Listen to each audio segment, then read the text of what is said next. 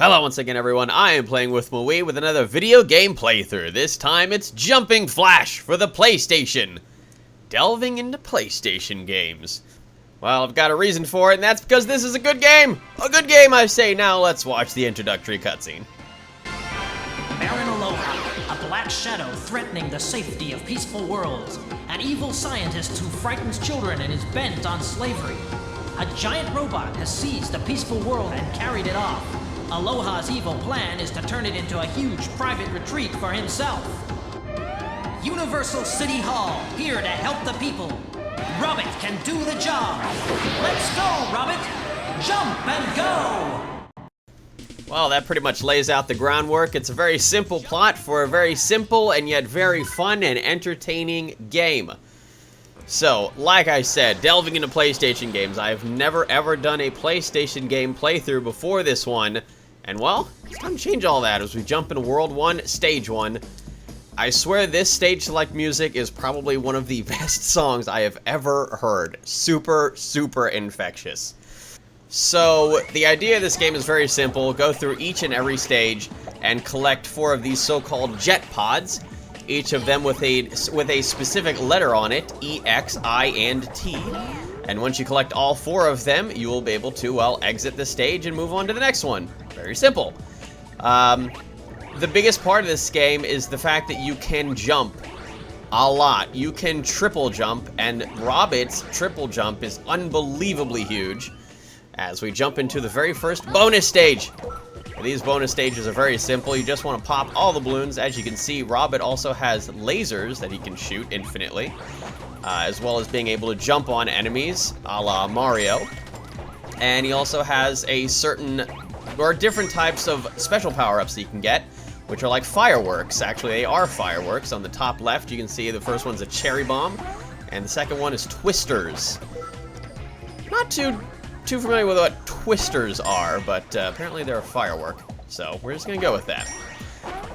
So obviously I want to destroy each of these 20 balloons before the time runs out. You only get a minute to do it, and it's a little bit more difficult than you'd think, especially if you're like first playing this game. So it could get a little overwhelming with the time limit thing going on there. Also, it takes them a little while to turn around, but you can mitigate that by backing up while turning around at the same time. So obviously getting all the balloons will get you a 1-up, and those are pretty useful in video games, I must say. Oh shoot, I missed that platform. So this is a heck of a lot of fun, just to be able to jump all over the place. Just jump really, really high. Just jump all over the place, just wherever you want, as high as you want. Go up to the sky, to the clouds. It's pretty much where we are right now. But now we've got 3, if I can turn around and get it, 3 jet pods. We got 1 left.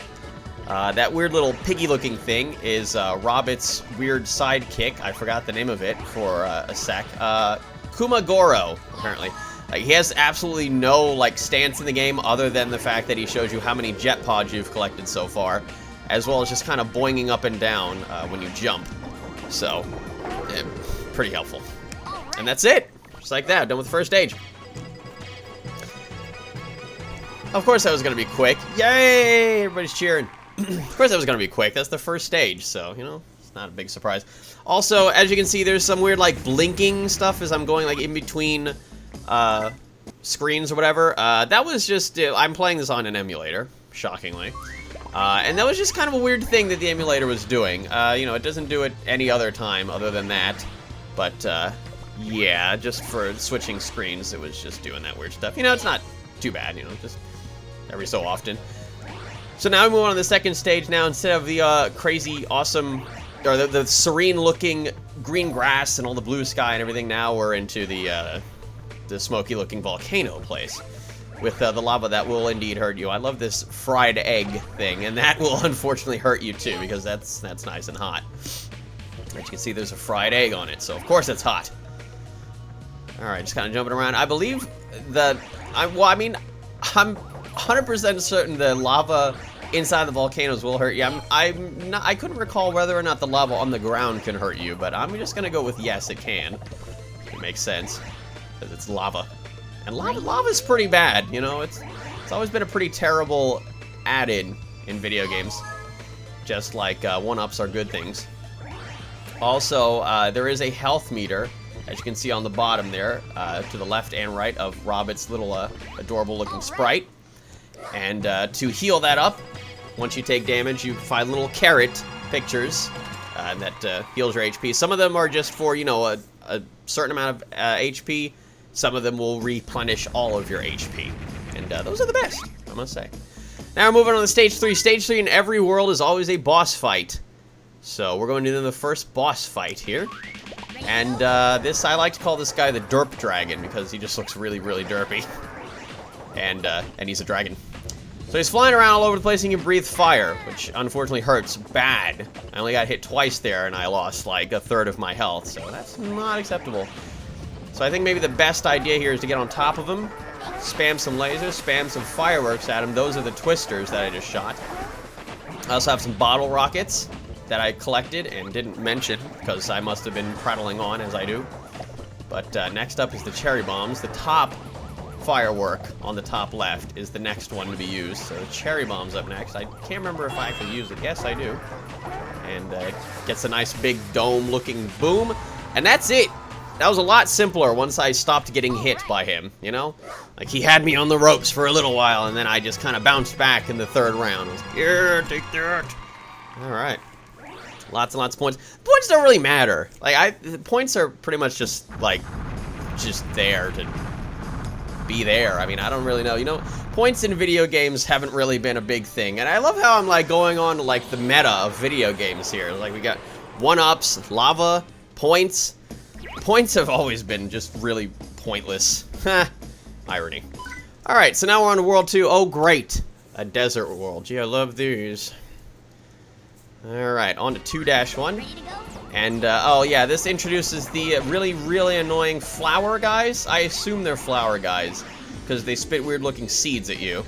And, those seeds hurt, man.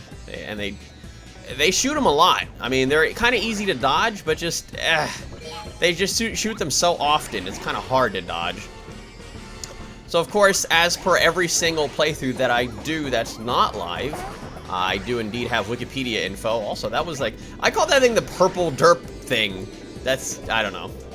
I just thought of it and I was like, oh my god, another weird derpy monster. So, yeah. So I got a little bit of info. Oh, at the very beginning, I was always confused about this. It said exact and then ultra. I thought like it was gonna start spelling out like some kind of crazy acronym or something. But those are the two companies that worked on this game. It was developed by Exact Co. Limited and Ultra Co. Limited.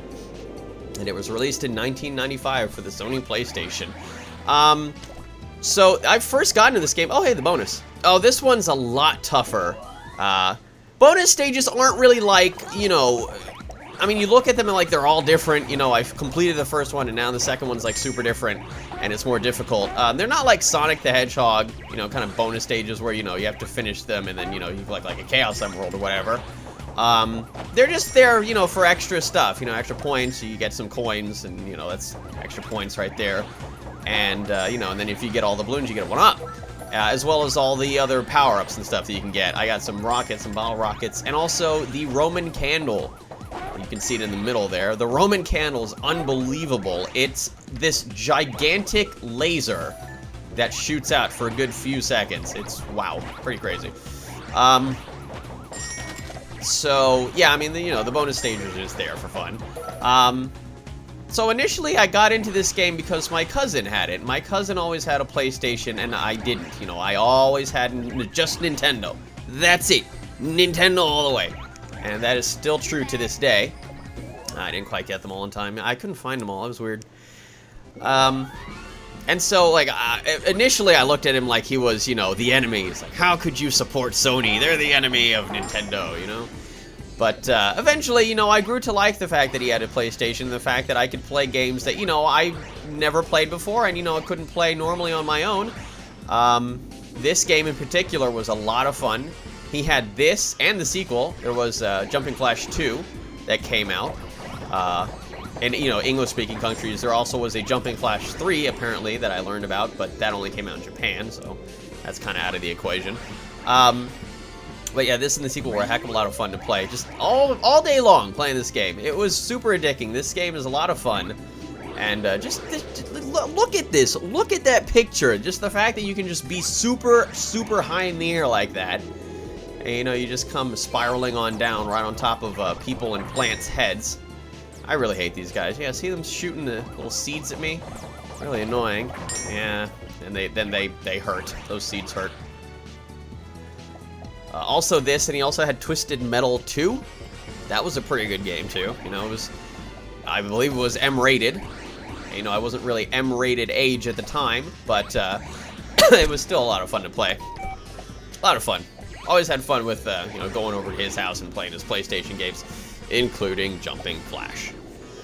So that's pretty much how I got into this game, you know? And I've enjoyed it ever since, you know, you know, when I realized, hey, I can get, you know, PlayStation games on an emulator. It was like, this was the first thing that came to my mind. Initially, I couldn't remember the name of this game. I was like, what was that game where you'd, like, be jumping around and then you gotta collect stuff? And, like, it took me so long to figure it out. I had to Google search and Google search and Google search. Eventually, I found, like, a Yahoo Answers. And somebody said, oh yeah, Jumping Flash. I missed that game, you know, and stuff like that. And I was like, oh, okay, that must be it. And I looked it up, and like, there's... Oh my god! Wow, I thought I was dead there for sure. Apparently that brownish line... Well, I thought it was like the edge, you know, the cutoff edge, or, you know, like the vertical edge of the land. But luckily it was not. And that worked out for me. Oof, I almost died there. I can't remember what the death animation is like. You know, it's been a long while, but, you know, ever since re-getting this game, you know, on an emulator, I was playing the heck out of it. It's a lot of fun. It's a short game. You know, obviously, I'm already up to the second world, and, well, now I'm off to the exit of the first stage of the second world, but still, you know, it's super enjoyable. And that, I will use that to segue into, a part of it, you know, like, I'm just kind of gonna, you know, go here and there in the Wikipedia page that, you know, I'm reading off of, and just read stuff as it becomes relevant. And that it said, in the legacy and reception, it said, despite its innovation and critical acclaim, other 3D platforms such as Super Mario 64 would go on to become a standard for the genre. In 2007, it was actually re-released on the PlayStation Store as a downloadable game for the Portable and PS3. And in 2007, Matt Casamassina of IGN described Jumping Flash as the third most underrated video game of all time. And I gotta agree with him, this was super enjoyable. Except for stages like this, where instead of actually jumping around and free roaming, you're stuck in a little maze-like area. And we're now inside the pyramids, which I would assume is what this is. I don't like these spiders, you know, I was like, look at the adorable little spider. And then he, you know, stabs me with, you know, like, little poison needles or whatever. That wasn't pleasant. That wasn't nice at all. That wasn't adorable or anything of the sort. Really hate these guys. I was like, yeah, you know what? Enough of this. Like, let me just shoot fireworks at these guys. There we go. Ow, and I still get hit. This is very unpleasant. I really don't like these specific levels, especially because, like, the enemies are just, like, right in your face and you can't do anything about it except, you know, fire back at them. And that's super annoying to me. And I couldn't quite figure out this little sand trap or whatever. It was confounding me. And I continue to just keep on getting hit over and over again. Also, oh, I see. There's two different sides. One is moving towards me, and one is moving against, or, you know, away from me. There we go, a little bit of HP. That's why I was able to go by. See, I didn't really realize it at the time when I was recording this. I was like, okay, now I can just kind of go by. Oh, those spiders. Yeah. The stuff in this... Oh, no, that was a bomb. Ow. Yeah, the stuff in this game does a lot of damage. That's unfortunate. Aren't you Japanese video games always making weird noises when I'm low on HP and stuff? Yeah, see, I didn't quite realize it at the time. I was like, wait, I was able to do this earlier. Forget it, I'm just gonna shoot stuff at you. See what happens. See how much you like that. Alright, killing off that guy. Stupid annoying flowers. I really don't like this. Oh, no! Well, at least he missed me. I think he was kind of like looking at me where I was before. Yeah, see, that's not... I was like, really? I was like, please just let me jump. I want to jump. The name of the game is Jumping Flash, not Navigate Through Mazes Flash. Ow. Stupid flowers and spiders and everything's. I was like, God, I really just want to get out of here really badly, because I was like, oh man, I'm gonna die. I'm gonna die, yeah. And I keep getting hit. And yeah, I remember that. I started shooting at that guy, and so I was like, oh, and I was like, wait a minute, no, he's gonna shoot at me, and then I'm probably gonna die, so never mind. Oh, there was a spider there. Quick, just pick that up and get the heck out of there. Ugh. So that's it for this level, and that's it for this part of the Jumping Flash playthrough. Join me in part 2. We'll be moving on to the boss of World 2. See you all next time in space.